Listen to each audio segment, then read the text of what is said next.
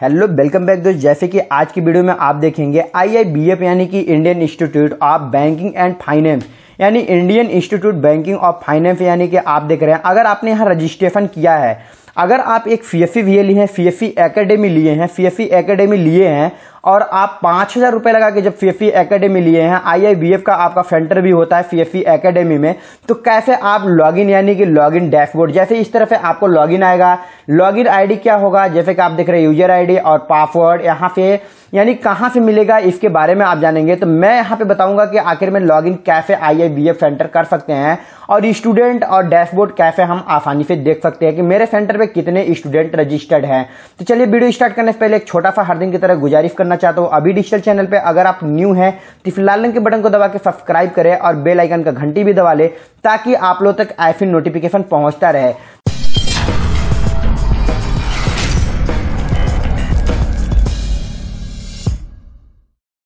Academy registration करना होता है। आपने रजिस्ट्रेशन यानी कि आपके एरिया में जितने ब्लॉक हैं, एक ब्लॉक में एक रजिस्ट्रेशन होता है CFE एकेडमी का। अगर आपके पास CFE एकेडमी मिल गया है, CFE एकेडमी मिलने के बाद IIBF का जब आप यहाँ के एग्जाम सेंटर आप डालना चाहते हैं, तो यहाँ पे एग्जाम सेंटर के लिए होता क्या है, आपको कुछ इस तरह से, जैसे कि हम यहाँ पे डिस्क्रिप्शन में लिंक भी दे दूंगा IIBF का एग्जाम सेंटर यानी कि आपको लिंक भी दे दूंगा।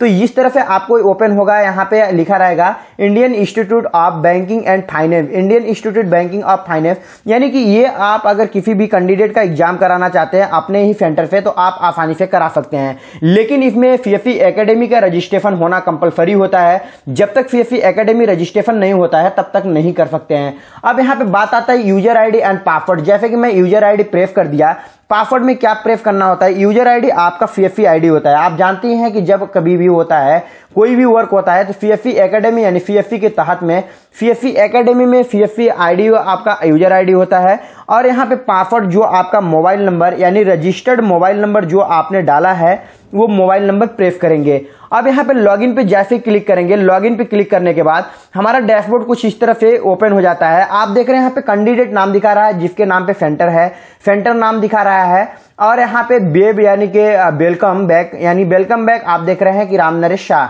यानी कि ये आपको दिखा रहा है, ये आपका आ गया। अब यहाँ पे डैशबोर्ड आता है, डैशबोर्ड के बाद ये सेंटर लॉगिन हुआ है, ये सेंटर लॉगिन हुआ है। अब स्टूडेंट लॉगिन कहाँ से होता है तो इसके बारे में पहले सेंटर लॉगिन हम जानेंगे। सेंटर लॉगिन में तो आपने यूजर आईडी एंड पासवर्ड जान गया, पहला CFE आईडी होता है और दूसरा मोबाइल नंबर पासवर्ड होता है। अब यहाँ पे आता है सुपरवाइजर। सुपरवाइजर किस काम में आता है, क्रिएट सुपरवाइजर करेंगे। जैसे क्रिएट सुपरवाइजर करेंगे तो हमारा यहाँ पे सुपरवाइजर नाम लिखना होता है, सुपरवाइजर मोबाइल नंबर और सुपरवाइजर का एक इमेज यानी फोटो पासपोर्ट साइज आपको अपलोड करना होता है जिसे यहाँ पे सेव करना होता है। तो जैसे यहाँ पे हम व्यू पे जाएंगे, सुपरवाइजर पे, व्यू सुपरवाइजर पे जैसे जाते हैं, यहाँ पे सुपरवाइजर यहाँ पे जुड़ा हुआ है अविनेश कुमार शाह और यहाँ पे कॉन्टैक्ट नंबर और ये देख रहे हैं कि आपका ये इतने तारीख को इतने डेट को, हाँ एक्टिव, स्टेटस एक्टिव है तो यस लगा रहेगा, अगर एक्टिव नहीं है तो यस नहीं रहेगा। तो आपने देखा है यहाँ पे यानी सुपरवाइजर भी जुड़ गया। सुपरवाइजर किस काम में आता है, जैसे कि इन्विजिलेटर होता है, आप देख रहे हैं सुपरवाइजर को ही इन्विजिलेटर कहते हैं। जैसे PMG दिशा में आपने वर्क किया होगा तो PMG दिशा में जानते हैं सुपरवाइजर होना कंपलसरी होता है। अब यहाँ प्रोफाइल पे जैसे जाएंगे, प्रोफाइल पे जाने के बाद आप प्रोफाइल अपडेट कर सकते हैं। अपना सेंटर नाम दे देंगे, सेंटर मोबाइल नंबर दे देंगे और सेंटर का ईमेल आईडी और सेंटर एड्रेस से डालना कंपलसरी होता है। जब कोई भी स्टूडेंट यानी कि IIBF के रजिस्ट्रेशन करेगा, जैसे IIBF रजिस्ट्रेशन लिखता है तो यहाँ पे रजिस्ट्रेशन पे जैसे देख रहे हैं कि यहाँ ऑनलाइन रजिस्ट्रेशन आता है तो आपका नजदीकी सेंटर आता है, नजदीकी सेंटर से यहाँ से अप्लाई करने के लिए आता है। तो अप्लाई ये देख रहे हैं कि नॉन अप्लाई करके करते हैं, लेकिन आपको अप्लाई में क्या रीजन आ रहा है ये यहाँ से देख रहे हैं कि अभी तक अप्लाई नहीं हो रहे हैं। अप्लाई करने में यानी कुछ दिक्कतें आ रही हैं, अभी कुछ प्रॉब्लम्स हैं तो अभी तक यानी लॉकडाउन की वजह से। तो लेकिन CFE VLE है तो CFE के थ्रू आप आसानी से यानी कि अप्लाई कर सकेंगे CFE के माध्यम से। तो यहाँ पे आने के बाद अब यहाँ पे आप पासवर्ड अपने सेंटर पासवर्ड अगर चेंज करना चाहे, फर्स्ट टाइम अगर मोबाइल नंबर है तो मोबाइल नंबर से आप सेंटर पासवर्ड भी चेंज कर सकते हैं। यहाँ पे न्यू पासवर्ड डाल सकते हैं और यहाँ पे मंथ रिपोर्ट यानी कि एक मंथ में कितने कैंडिडेट आए हैं, कितने कैंडिडेट रजिस्ट्रेशन हुआ है, ये रजिस्ट्रेशन स्टेटस है। आप देख रहे हैं डैशबोर्ड जैसे करते, डैशबोर्ड करने के बाद यहाँ पे टोटल स्टूडेंट 3 दिखा रहा है, एग्जाम कैंडिडेट आपका 0 दिखा रहा है। यहाँ स्टूडेंट एग्जाम यानी 0 दिखा रहा है, अभी तक स्टूडेंट का एग्जाम नहीं हुआ है। अब स्टूडेंट हम व्यू अगर देखना चाहें तो यहाँ पे स्टूडेंट पे क्लिक करेंगे, स्टूडेंट व्यू पे हम जाएंगे। स्टूडेंट व्यू पे जाने के बाद आप देख रहे हैं स्टूडेंट का यहाँ पे नाम आता है और यहाँ पे एग्जाम कोड आता है कि एग्जाम कोड क्या है। एग्जाम कोड के बाद डेट आता है, कितने तारीख को डेट सिलेक्ट किए हैं, और यहाँ पे टाइमिंग आता है कितने टाइम में, यानी कि कितने टाइम से कितने टाइम तक एग्जाम रहेगा आपका। एग्जाम में यानी कि मीडियम रहेगा, हिंदी मीडियम, इंग्लिश मीडियम, किस मीडियम से आप देना चाहते हैं।